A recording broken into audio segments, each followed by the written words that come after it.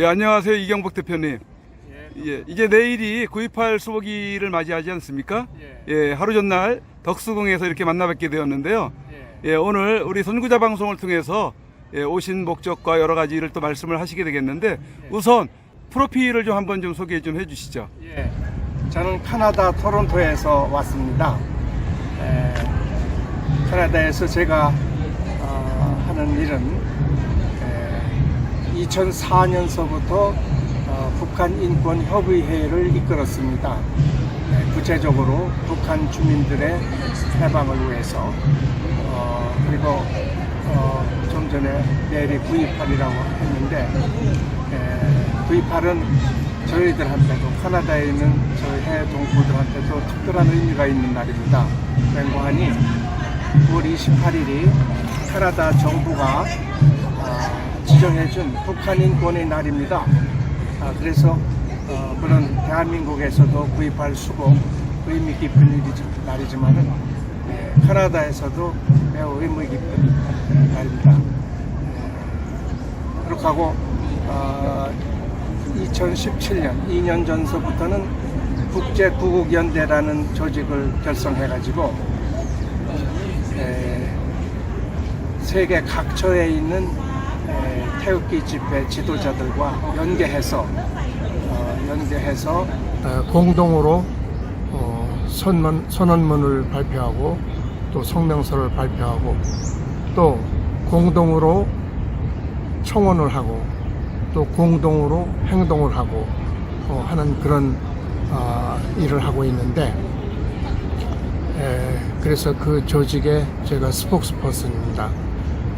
이번에 온 목적 중에 하나도 이 국제구국연대의 행동의 일환으로 주한미군에게 감사를 표시하는 선물을 전달하러 왔습니다. 그러면은 그 선물이 전달이 됐나요? 예. 그 목적이 몇 가지, 그거 한 가지 목적인가요? 아니면 또 다른 목적이 있으신가요? 두 가지 목적으로 왔는데 예. 첫째 목적은 지금 방금 말씀하셨듯이 주한 미군 장병에게 감사를 표시하는 선물을 전달하러 왔는데 주한 미군에게 감사를 표시해야 할 이유는 너무나 자명하죠. 우리가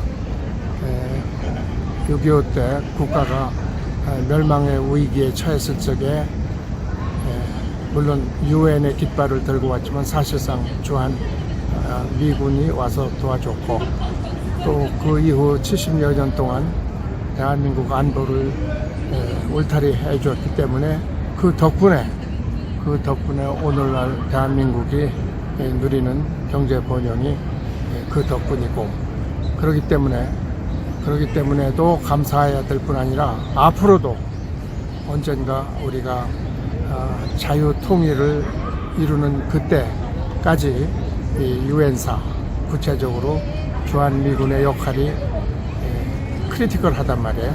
절대적으로 필요하기 때문에 평소에 그 감사함을 잊어서는 안 되고 실제 감사를 표시해야 되고 그래 그 표시를 말로만 할 것이 아니라 행동으로 하자. 그래가지고 작은 선물 그러니까 5,000원짜리 초코 약과를 3,000명에게 전달하는 것을 지난 24일 날 동두천에 있는 캠 캐시에 가서 했습니다. 그러시군요. 예. 그렇게 하고 또 하나의 목적은 지금 뭐 한 2년째 애국 동포들이 국내에서 매주 정말 힘겨운 싸움을 하고 계시지 않습니까? 그래서 국민 저항권 행사를 하고 계신데 저희들 생각에도 그래요. 국민 저항권 행사를 할 충분 조건이 성숙됐다고 봅니다. 왜냐하면은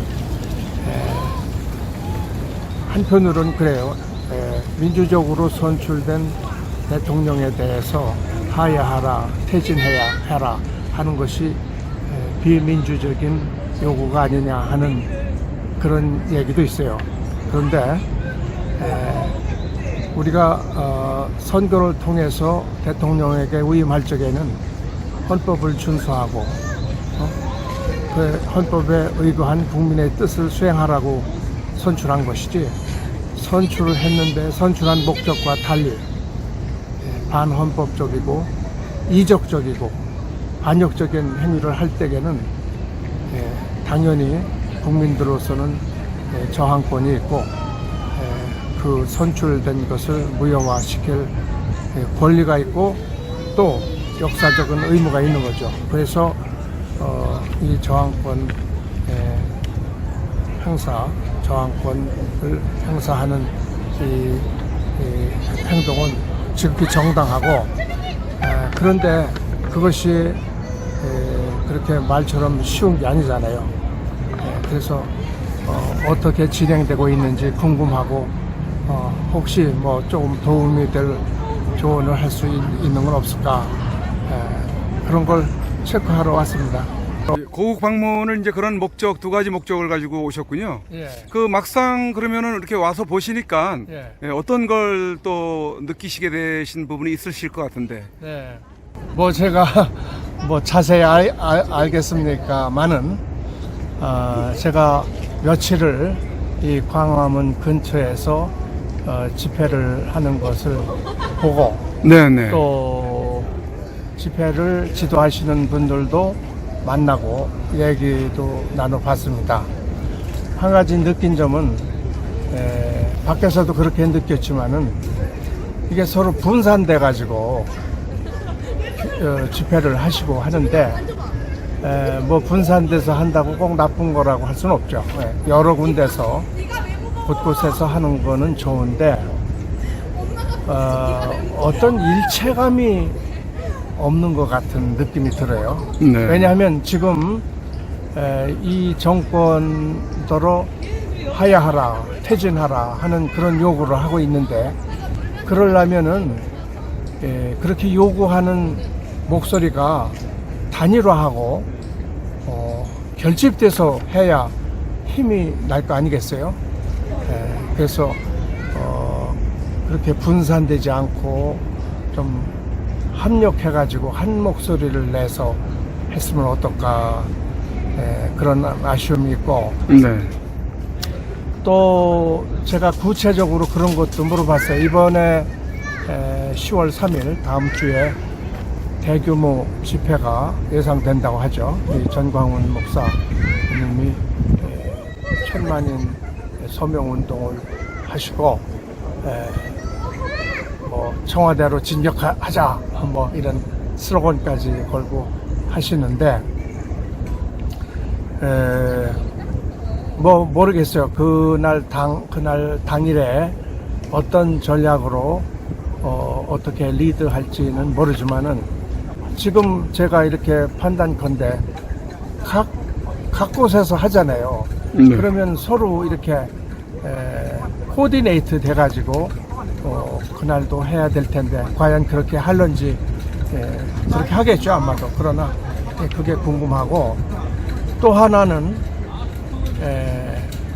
그 10월 3일 날 그 저항 운동이 어떻게 될지 모르지만, 예를 들어서 성공한다고 합시다. 근데 성공이라는 것이 어떤 형태가 될지는 모르죠. 뭐 가장 희망사항은 문 대통령이 하야하겠다고 발표하는 그런 드라마가 연출되면 좋겠죠. 그러나 그렇게 기대하는 것은 희망사항일 거고, 제 생각에는 이런 거대한 국민적인 무브먼트를 통해서 저 정권이 코스를 바꾸던가 모종의 조치를 취하기를 기대하는 것 같은데, 그게 그날 단일 행사로 끝나버리면 별 의미가 없잖아요. 제 생각에는 10월 3일 행사를 기폭제로 해서 더 강력한 단합된 목소리를 낼 수 있는 기구가 결성돼가지고 더 가열찬 투쟁을 해야 되지 않을까, 그런 생각을 하게 되는데, 그래서 몇몇 지도자들한테 그런 보관이 있느냐 하니까 별로 그런 보관이 있다고 자신 있게 대답하는 분이 없더라고요. 그렇다면은 이렇게 큰 행사를 치르고서 그 결과를 수확하려면은 절대적으로 그게 필요한데 그게 없이 그날만 단일 행사로 끝내버리고 말면 그게 못 가 하는 그런 아쉬움이 있어요. 네. 그렇다면 우리 그 대표님께서 좀 전에 말씀하신 이외에 네. 어떤 좋은 아이디어나 어떤 그 제안하실 만한 부분이 있나요? 글쎄 통상 역사에서 보면은 그런 큰 봉기가 일어날 경우는 봉기 자체로 정권을 타도할 수 있으면 좋지만 그게 아니면은 가까운 시일 내에 타도하도록 투쟁을 할 강력한 기구가 필요하거든. 예? 그래서 제 생각에는 지금 여러 조직이 이 10월 3일에 다 행사를 하는데 그 대표자들이 코올리션을 해가지고 단합된 조직을 만들어서 이를테면 뭐 13 국민회의 이렇게 내셔널 카운슬을 만들어가지고 또 그렇게 행동하는 사람들의 집합 플러스 각 분야의 전문가들로 구성된 지성 집합체 이런 것도 왜냐하면은 정권이 무너지는 거로 끝나지 않잖아요. 다시 그 정권을 테이크오버 해가지고 국정을 정상화해야 되려면 그런 역량이 있는 집합체가 필요하단 말이에요.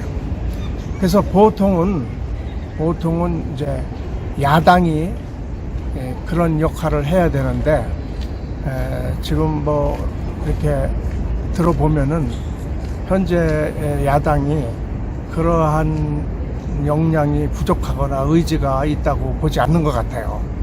굉장히 참 서글픈 일인데 그렇다면은 제야 세력이 이 기회에 합류해가지고 기존 야당에게 자극을 주고 충고하고 또 명령도 하고 할 수 있는 또 그래서 여의치 않으면은 이 제야 세력이 합심해서 새로운 대체 세력을 만들 수도 있는 거란 말이에요. 예컨대.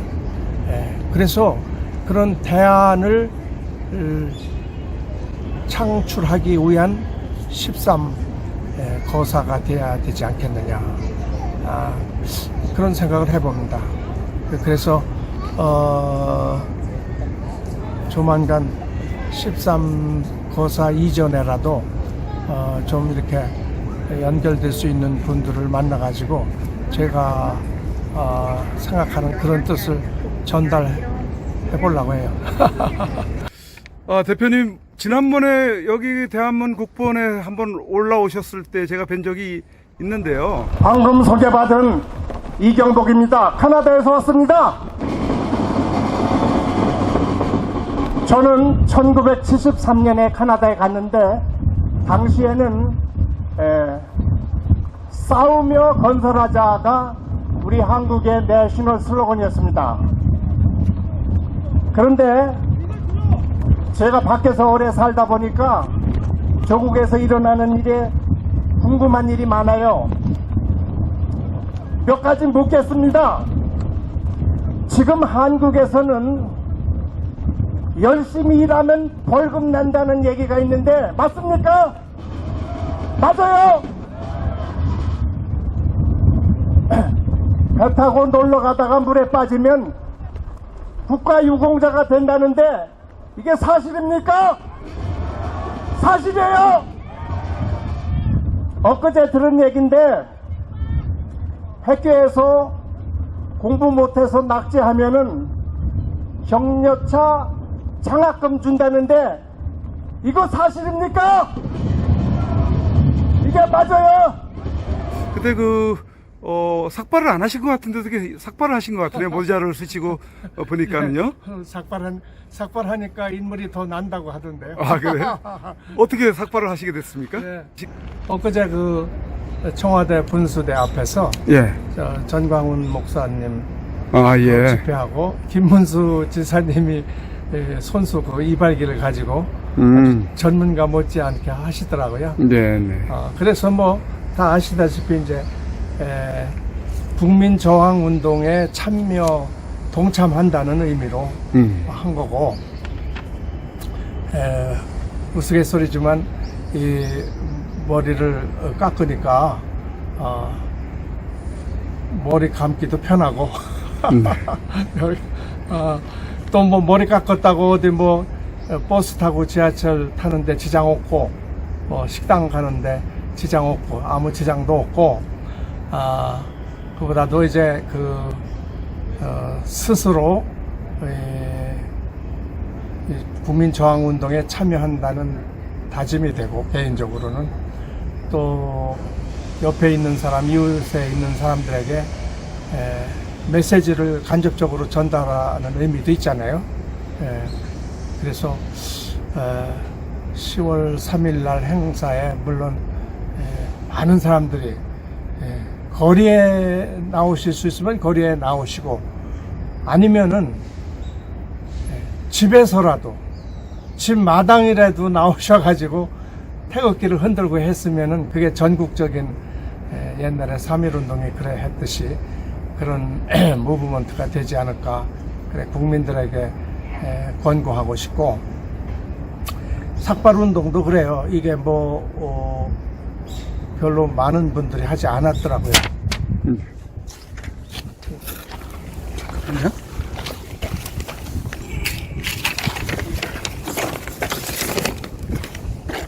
삭발 운동도 많은 분들이 참여하지 않았다고 하시는 부분부터. 삭발운동도 들으니까 뭐 그렇게 많은 분들이 하지 않았더라고요. 근데 뭐 그거 자체가 뭐 큰 대단한 일은 아니죠. 특히 남자의 경우 뭐 좀 시간 가면 다시 머리카락 남은 그만이거든요. 문제는 뭐냐면은 이런 운동을 할 적에는 그가 누가 시작을 했던 간에 동참을 해서 그 사기를 북돋아 줘야 되거든요. 그래서 그런 점에 있어서도 지도자들의 애티튜드가 좀 그렇지 않느냐, 그런 느낌이 되네요. 대표님이 지금 캐나다 시민권자로 돼 있으신가 보죠? 예. 그러면 외국에서 예. 사신 지가 얼마나 되셨나 모르겠습니다만, 외국에서 이 조국 대한민국, 예. 이제 뭐 조국이라고 부르기가 좀 민망스럽죠. 조국 법무부 장관, 사회주의자가 예. 지금 법무부 장관으로 법을 예. 다스린다고 하고 있으니 참 기가 막힌 상황인데, 예. 우리 고국을 바라보시는 입장에서 외국의 그 시각, 예. 교포분들의 그 시각은 어떠신지 좀 저는 궁금하기도 하네요. 1973년에 갔습니다. 그러니까 46년 됐죠. 네. 46년 예. 되고. 오래됐네요. 물론 캐나다 시민이고, 우리가 보통 조국이라고 하거든요. 근데 이제 또 애국이라고도 하고, 근데 이제 법률적으로는 내가 법률적인 보호를 받는 나라에 대해서 충성을 하는 것이 기본 임무죠. 그죠? 네. 그게 애국이거든요. 그리고 내가 태어난 나라에 대한 사랑은 엄격하게 애조국이죠. 애국이라기보다는. 그러나 출생적으로 말하면은 어디까지나 나는 대한민국 네. 국민이죠. 법률적으로는 아닐지 몰라도. 그리고 지금 조국 그래서 여기 와서 보니까 거리마다 노조국, 뭐 조국 나쁘다는 얘기를 들으니까 이게 아주 혼란스러워요. 나는 조국, 특히 해외에서 오래 살다 보면 조국이라는 말이 상당히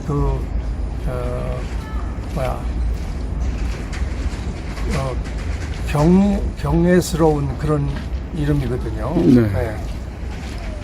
지금 여기 뭐 법무장관이 됐다는 이 사람 이렇게 위선적이고 이런 가식적이고 거짓말 이런 인간에 붙일 이름이 아니거든. 조국이라는 건 아주 경건한 이름인데 조국 하니까 아니 나중에 제대로 된 정권이 있으면은 장명할 적에 이런 이름은 짓지 못하게 해야 돼요. 네. 저런 인간을 조국이라고 하니까 이게 저런 인간이 될 줄을 어떻게 알았습니까? 욕할 수도 없고 또 조국이 좋다는 얘기들 하자니 또 컨퓨즈 되고 그래요. 그래서 그런 점이 있고 가장 이 애국에서 볼 적에 네. 국내 사정 자세한 사정 잘 모르죠. 뭐 신문 보도를 통해서 듣긴 하지만은 또 국내 사정 세세한 거 이래라 저래라 뭐 간섭할 형편도 못 되고 그렇죠. 그러나 대한민국이 망하느냐 흥하느냐 하는 중대한 건에 대해서는 이거는 우리가 가만히 있을 수 없죠. 외국에 살든 어디에 살든 간에. 근데 지금 시점이 이게 대한민국이 그 기본이 자유민주주의인데 자유 삭제한다고 그랬었죠. 근데 그게 포기한 줄 알았더니 지금 이 조국이라는 사람이 뭐 민주주의의 그 모순을 시정하기 위해서는 사회주의도 필요하다. 뭐 이따위로 얘기했다고 그러죠.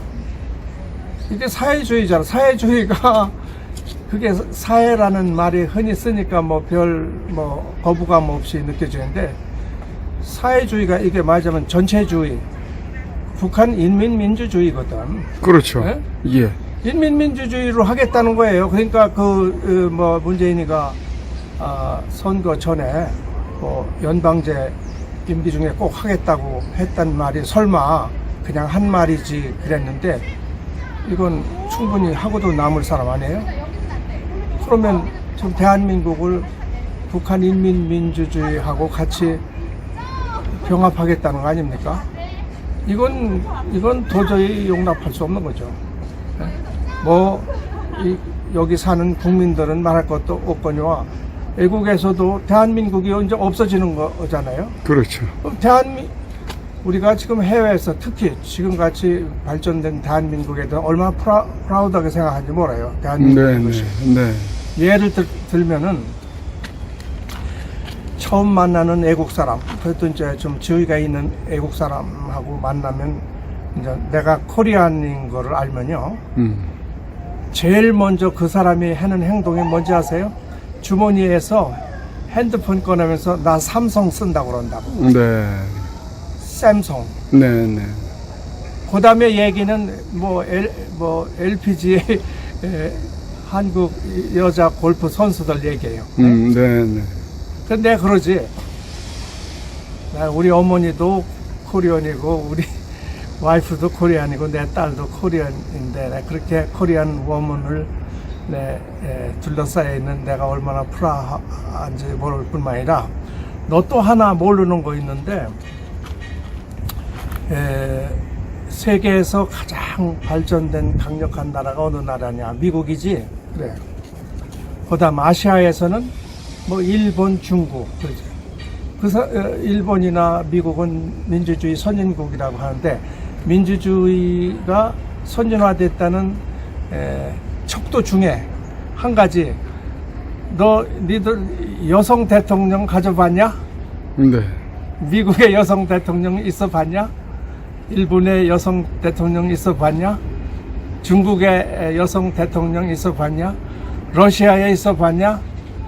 You know what? We had. 한국에 유일하게 여자 대통령이 있었는데 그러면서 그 다음 얘기를 제가 이어갑니다.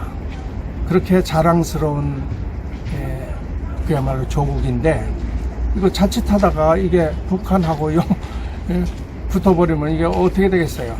이것은 무슨 일이 있어도 막아야 되겠다는 그런 생각을 하게 된 거죠. 그러면 마지막으로 우리 국민들에게 하시고 싶은 말씀이나 또 매듭지으면서 하시는 말씀을 좀 해주시죠. 예. 그래서 아까 제가 여기 와서 느낀 소감을 말씀드렸듯이, 첫째는 이번 10월 3일 국민 대저항 운동에 모든 국민이 거리로 나올 수 있는 분들은 거리로 나오시고, 그렇지 못한 분들이라도 집 마당에 나오셔가지고 아파트 앞에 공터에 나오셔가지고 태극기를 들어주시기 바랍니다. 나는 뭐 거기 갈 형편이 안 돼서 시간이 없어서 이건 엑스큐즈고요. 진짜 뜻이 있으시면은 자기 집 앞에 와서 태극기 흔드는 거 어렵지 않잖아요. 아파트 밑에 공터에 와서 태극기 흔드는 거 어렵지 않잖아요. 거리에 나오기 힘드시면 그렇게 해주시고, 또 이 각 지도자들은 뭐 태극기 집회 지도자들 뿐 아니라 각 분야에 스스로 자기가 전문가 지도자라고 생각하시는 분은 이 기회에 대동단결해서 명실공히 국민회의체를 결성해가지고 기존 야당한테 압력도 가하고 충고도 가하고 지금 문재인 퇴진이라는 궁극적인 목적을 위해서 더 가열찬 투쟁에 능동적으로 참여하실 것을 권고드리고 싶습니다.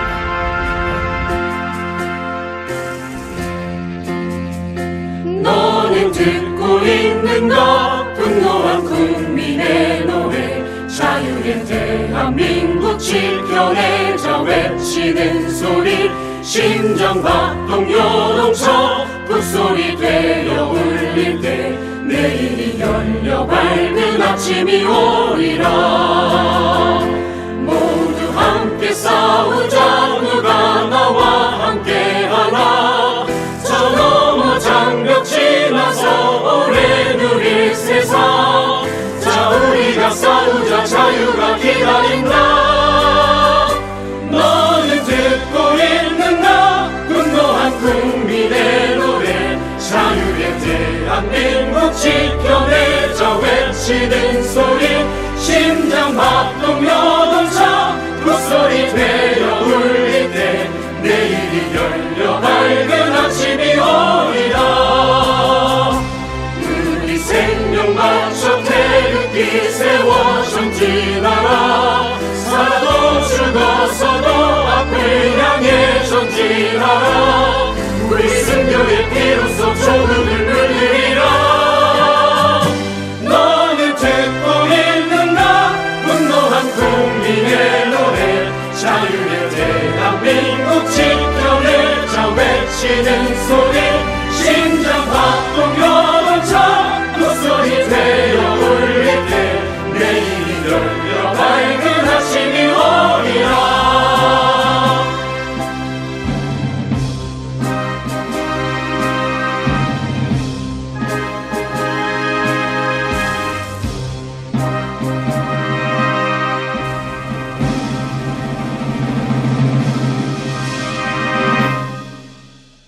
제18대 대통령에 당선된 박근혜 대통령은 51.6%인 1,500만 여표로 대한민국의 최초 여성 대통령이 되셨습니다.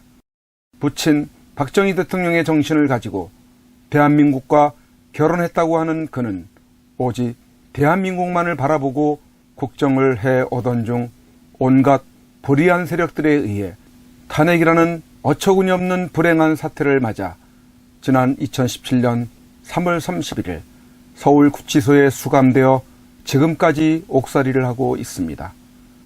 시간이 지나면서 박근혜 대통령의 결백이 알려지고 있는 가운데 분노하고 있지만 정작 박근혜 대통령께서는 구치소 안에서 홀로 꿋꿋이 투쟁을 하며 3년, 30년, 300년을 구형하던 불의한 재판에 타협하지 않고 계십니다.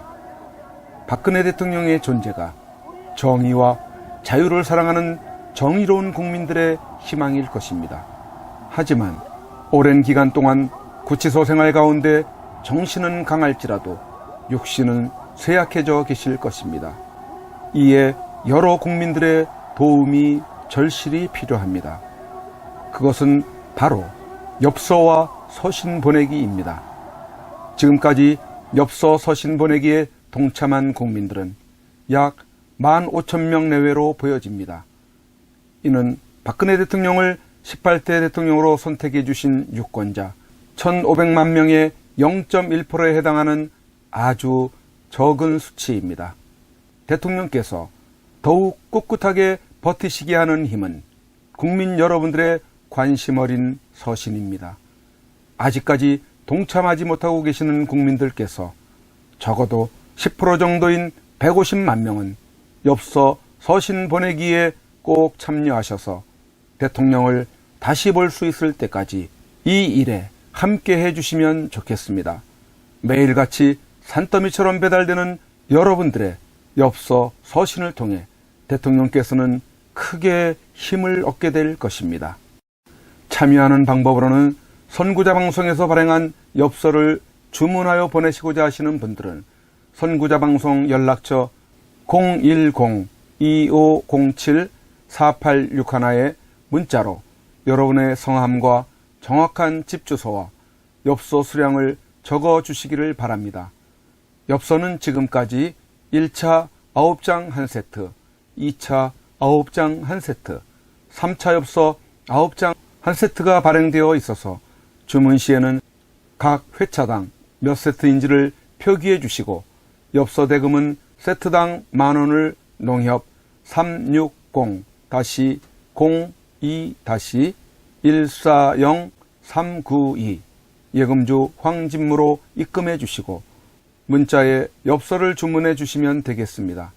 그리고 별도로 서신이나 문구점에서 엽서를 이용하시는 분들은 서울구치소, 경기도 군포시 군포우체구 사서함 20호 수용자 번호 503 박근혜 대통령 앞으로 보내시면 되십니다.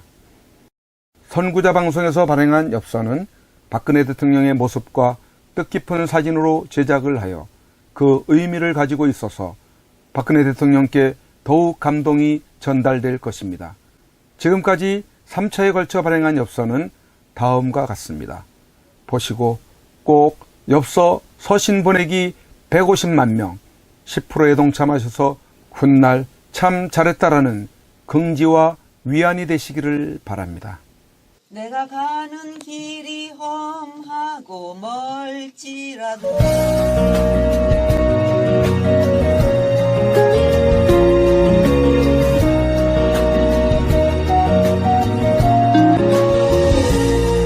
내가 가는 길이 험하고 멀지라도 그대 함께 간다면 좋겠네. 우리 가는 길에 아침 햇살 비치면 행복하다고 말해주겠네. 그대와 행복을 만들어요. 우리 모두 함께 손에 손을 잡고서 행복의 나라를 만들어봐요. 때론 지루하고 외로운 길이라도 그대 함께 간다면 좋겠네. 때론 즐거움에 웃음 짓는 나날이어서 행복하다고 말해주겠네. 그대와 행복을 만들어요. 우리 모두와 함께 손에 손을 잡고서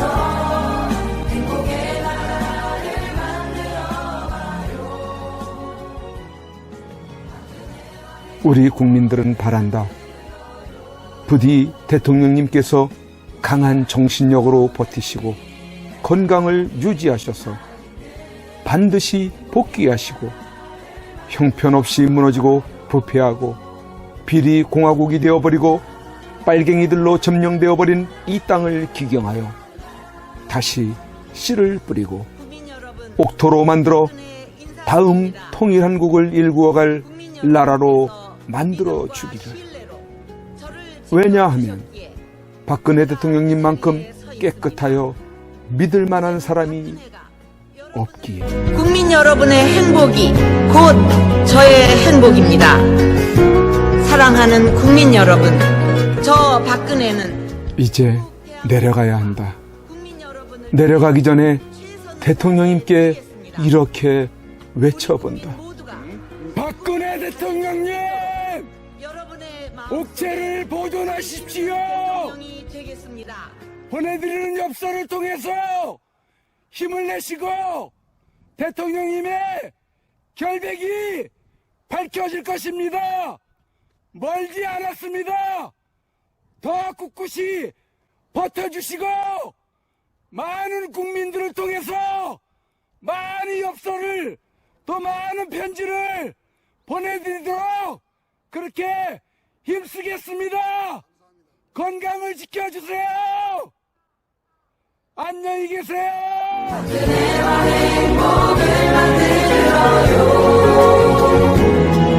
우리가 꿈꾸는